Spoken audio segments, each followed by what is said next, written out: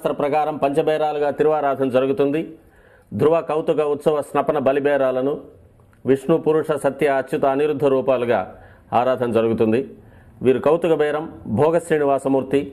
ప్రతిరోజు ఉదయం తోమాల సేవలో పాలు కుంకుమ పువ్వు అభిషేకం జరుగుతుంది. వీరికి రాత్రి ఏకాంత సేవలో పవ్వళింపు సేవకు వేయించేస్తారు. ప్రతి బుధవారం మూడువర్లకు ప్రతినిధిగా బంగారు వాకిల్లో సహస్ర కలశాభిషేకం జరుపుకుంటారు. సుమారు 1500 సంవత్సరాల ముందు పల్లవ మహారాణి సమర్పించిన వెండి బింబము భోగ శ్రీనివాసమూర్తి. ధ్రువబేరం మూల విరాట్టు. వక్షస్థలంలో మహాలక్ష్మి అమ్మవారు, పద్మావతి అమ్మవారు, శ్రీవత్సం, కౌస్తుభం, ముఖమండలంలో పచ్చకర్పూర నామం, కస్తూరి తిలకం, శ్రీపాదరేణు అనే మహాప్రసాదం, నవరత్న కిరీటం, రత్నాల సుదర్శన పాంచజన్యాలు, రత్నాల కర్ణపత్రాలు, భుజములందు నవరత్నాల నాగాభరణాలు,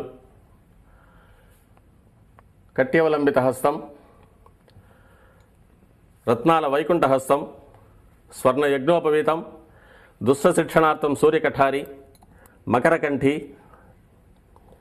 చతుర్భుజ లక్ష్మీహారం, తులసీపత్రహారం, 5 పేట్లుగా ఉన్న సహస్రనామహారాలు, ఇరువైపులా సాలగ్రామ హారాలు. ఉగాది ఆస్థానానికి గాను స్వామివారు విశేషమైన తిరువాభరణం సమర్పణ చేసుకోనున్నారు.